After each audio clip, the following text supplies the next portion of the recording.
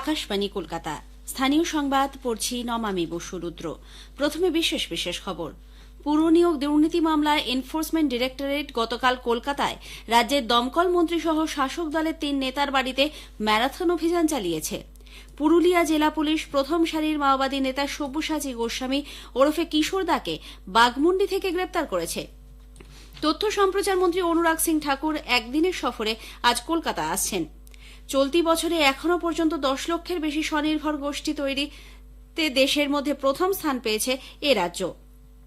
পশ্চিমী ঝঞ্ঝা কাটতেই দেশের উত্তর পশ্চিম অঞ্চল থেকে হু হু করে শীতল বাতাস প্রবেশ করায় কলকাতা সহ গোটা রাজ্যই ঠান্ডায় কাঁপছে আজ মৌসুমের শীতলতম দিন।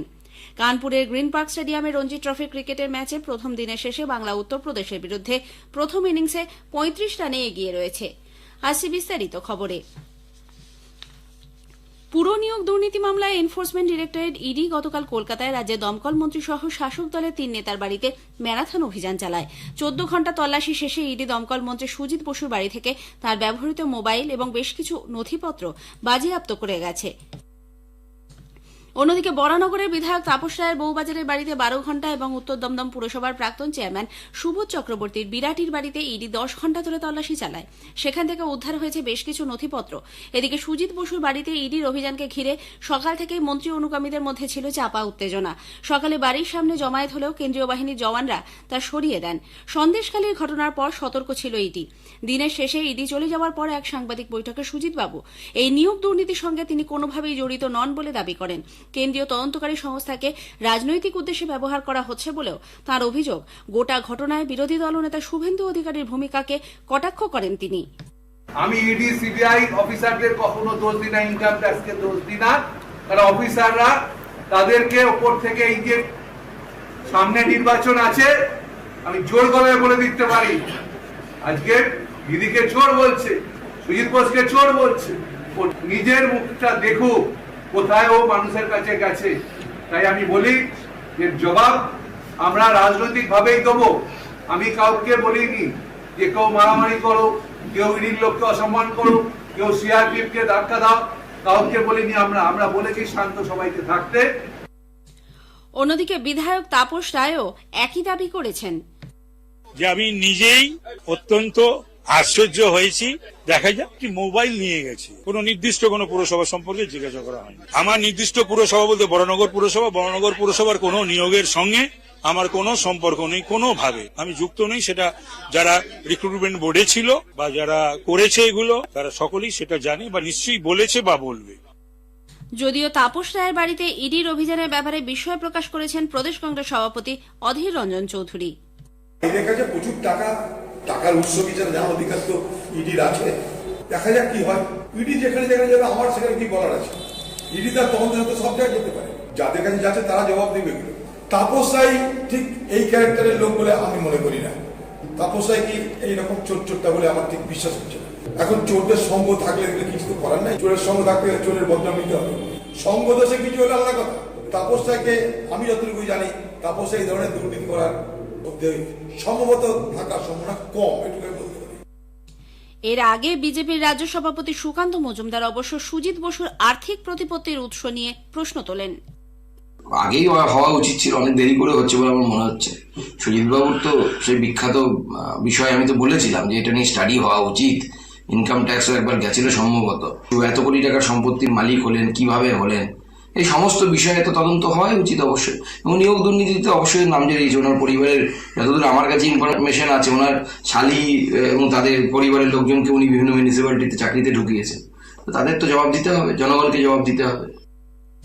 পুরুলিয়া জেলা পুলিশ মাওবাদীদের প্রথম সারির নেতা সব্যসাচী গোস্বামী ওরফে কিশোর দাকে বাঘমুন্ডি থেকে গ্রেপ্তার করেছে।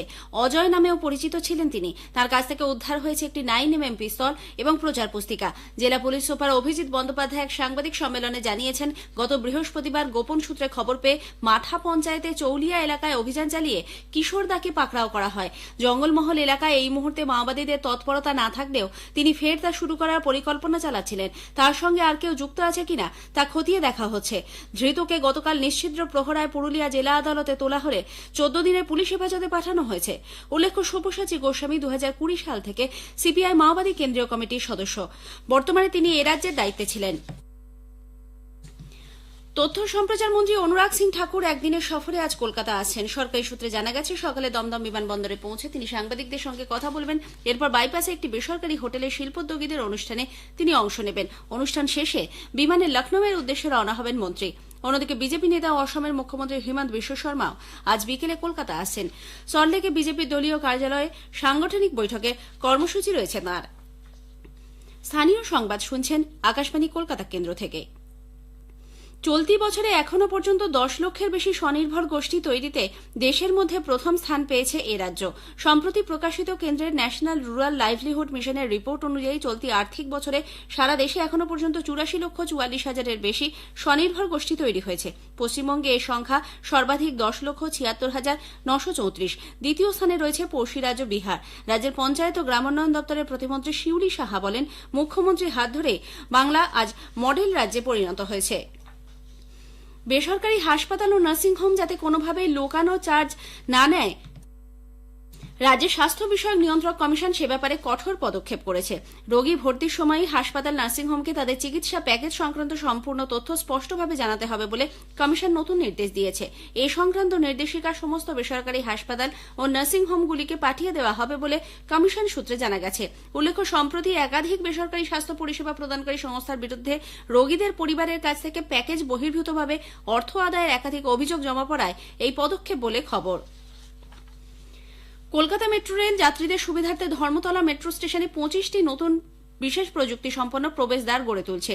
কলকাতায় গতকাল এক সাংবাদিক বৈঠকে মেট্রো রেলের জেনারেল ম্যানেজার পি উদয় কুমার রেড্ডি জানিয়েছেন, এই 25টি গেটের মধ্যে 11টি প্রবেশদ্বার দিয়ে যাত্রীরা নর্থ সাউথ থেকে ইস্ট ওয়েস্ট মেট্রো করিডোরে যেতে পারবেন। যাত্রীরা একটি টোকেন বা স্মার্ট কার্ড দিয়ে দুটি রুটে নির্বিঘ্নে যাতায়াত করতে পারবেন। এজন্য তাদের আলাদা কোনো স্মার্ট কার্ড বা টোকেন কিনতে হবে না। অন্যদিকে ইস্ট ওয়েস্ট মেট্রো রুটে শীঘ্রই শিয়ালদা থেকে সেক্টর 5 পর্যন্ত চালকবিহীন মেট্রো চলাচল শুরু হবে বলে তিনি জানান। গঙ্গাসাগরগামী 3 সাধুর আক্রান্ত হবার ঘটনায় রাজ্যের আইন শৃঙ্খলা পরিস্থিতি নিয়ে বিজেপি প্রশ্ন তুলেছে। জানা গেছে, গত বৃহস্পতিবার পুরুলিয়ার কাশীপুরে উত্তরপ্রদেশ থেকে আগত 3 সাধুর ওপর হঠাৎই হামলা চালানো হয়, ভাঙচুর করা হয় তাদের গাড়ি। গুজবের জেরে ওই 3 সাধু আক্রান্ত হন বলে পুলিশের দাবি। এরপরই বিজেপি রাজ্যের আইন শৃঙ্খলা প্রসঙ্গে সরব হয়। গত রাতে কাশীপুরে গিয়ে থানা থেকে 3 সাধুকে নিজের বাসভবনে নিয়ে আসেন জেলা সাংসদ তথা বিজেপির রাজ্য সাধারণ সম্পাদক জ্যোতির্ময় সিং মাহাতো। দলের পক্ষ থেকে আজ তাদের চকবাজারে বড়কালী মন্দিরে নিয়ে গিয়ে সসম্মানে গঙ্গাসাগরের উদ্দেশ্যে পাঠানো হবে। জেলা তৃণমূল সভাপতি সৌমেন বেলথারিয়া অবশ্য এই ঘটনায় পুলিশের ভূমিকার প্রশংসা করেছেন। এদিকে গঙ্গাসাগরের বর্তমান পরিস্থিতি নিয়ে আমাদের সংবাদদাতা জানাচ্ছেন, ঠান্ডায় জুবুথুবু গঙ্গাসাগর, সঙ্গে উত্তুরে বাতাসে কাবু সাধু থেকে গৃহী। আজ ভোর থেকে পুণ্যার্থীরা সাগর ডুব দিতে শুরু করেছে। সাগর স্নানের পর চলছে কপিলমুনি মন্দিরে পুজো। মেলা 6টি স্নানঘাটে পুণ্যার্থীদের দীর্ঘ লাইন। আজ দিনভর পুণ্যার্থীর ঢল নামবে। পুণ্যার্থীদের যাত্রী নিবাসগুলি ভরে উঠেছে। আগামীকাল ভোর থেকে শুরু হয়ে যাচ্ছে এবারের পুণ্যযোগ, চলবে টানা 3 দিন। ইতিমধ্যে মেলায় পৌঁছে গিয়েছেন পরিবহন মন্ত্রী স্নেহাশিস চক্রবর্তী। আজ আসবেন আরও বেশ কয়েকজন মন্ত্রী। অন্যদিকে গতকাল মুড়িগঙ্গা নদীর চড়ায় আটকে যাওয়া পুণ্যার্থী ভর্তি ভেসেল রাত 9টা নাগাদ উদ্ধার হয়। পুণ্যার্থী সহ ভেসেলটিকে নিয়ে আসা হয় কচুবেড়িয়াতে। গতকালের ঘটনার পর ভাটার সময় ভেসেল চলাচল পুরোপুরি বন্ধ রাখার সিদ্ধান্ত নিয়েছে জেলা প্রশাসন। আজ সকালে জেলা প্রশাসনের উদ্যোগে সাফাই অভিযান করা হবে। গঙ্গাসাগর থেকে গৌতম মণ্ডল, আকাশবাণী সংবাদ। পশ্চিমী ঝঞ্ঝা কাটতেই দেশের উত্তর পশ্চিম অঞ্চল থেকে হু হু করে শীতল বাতাস প্রবেশ করায় কলকাতা সহ গোটা রাজ্যই ঠান্ডায় কাঁপছে। আজ মৌসুমের শীতলতম দিন। কলকাতায় আজ সকালে সর্বনিম্ন তাপমাত্রা রেকর্ড করা হয়েছে 12.8 ডিগ্রি সেলসিয়াস। স্বাভাবিক কনকনে হাওয়ার জেরে গতকাল সর্বোচ্চ তাপমাত্রা ছিল স্বাভাবিকের 3 ডিগ্রি নিচে। পশ্চিমাঞ্চলের জেলাগুলিতে তাপমাত্রা পারদ ঘোরাফেরা করছে 10 বা তার কমেও। এদিকে মাঘের শুরুতে বৃষ্টি ও তাপমাত্রা খানিকটা বাড়বে বলে আবহাওয়া দপ্তর পূর্বাভাস দিয়েছে। কানপুরের গ্রিন পার্ক স্টেডিয়ামে রঞ্জি ট্রফি ক্রিকেটের ম্যাচের প্রথম দিনের শেষে বাংলা উত্তরপ্রদেশের বিরুদ্ধে প্রথম ইনিংসে 35 রানে এগিয়ে রয়েছে। টসে জিতে বাংলা উত্তরপ্রদেশকে ব্যাট করতে পাঠায়। প্রথম ব্যাটিং থেকেই বিপর্যয়ের সম্মুখীন হয় তারা। প্রথম ইনিংসে মাত্র 60 রানে অল আউট হয়ে যায় উত্তরপ্রদেশ। এরপর ব্যাট করতে নেমে বাংলা প্রথম ইনিংসে দিনের শেষে 5 উইকেটে 95 রান করেছে। ক্রিকেটারের যোগ্যতা নির্ণয়ে টেস্ট ক্রিকেটই মাপকাঠি বলে ওয়েস্ট ইন্ডিজের স্বর্ণযুগের অধিনায়ক স্যার ক্লাইভ লয়েড মত প্রকাশ করেছেন। পূর্ব বর্ধমানের কালনা সাতগেছিয়া উচ্চ বিদ্যালয়ের 75 বর্ষপূর্তি উপলক্ষে আয়োজিত অনুষ্ঠানে যোগ দিয়ে সাংবাদিকদের তিনি বলেন, ক্রিকেটারের যোগ্যতা মাপতে হলে সময়ের প্রয়োজন। 4 ওভার বল বা 20 ওভারের ব্যাটিং দেখে ক্রিকেটারের যোগ্যতার সঠিক মাপ হয় না। ভারতীয় ক্রিকেট দলের প্রশংসা করে তিনি রোহিত শর্মার অধিনায়কত্বে সন্তোষ ব্যক্ত করেন। শেষ করার আগে স্থানীয় সংবাদের বিশেষ কিছু অংশ আরও একবার। পুর নিয়োগ দুর্নীতি মামলায় ইডি গতকাল কলকাতায় রাজ্যে দমকল মন্ত্রী সহ শাসক দলের 3 নেতার বাড়িতে ম্যারাথন অভিযান চালিয়েছে। পুরুলিয়া জেলা পুলিশ প্রথম সারির মাওবাদী নেতা সব্যসাচী গোস্বামীকে বাগমুন্ডি থেকে গ্রেপ্তার করেছে। তথ্য সম্প্রচার মন্ত্রী অনুরাগ সিং ঠাকুর একদিনের সফরে আজ কলকাতা আসছেন। স্থানীয় সংবাদ শেষ হলো।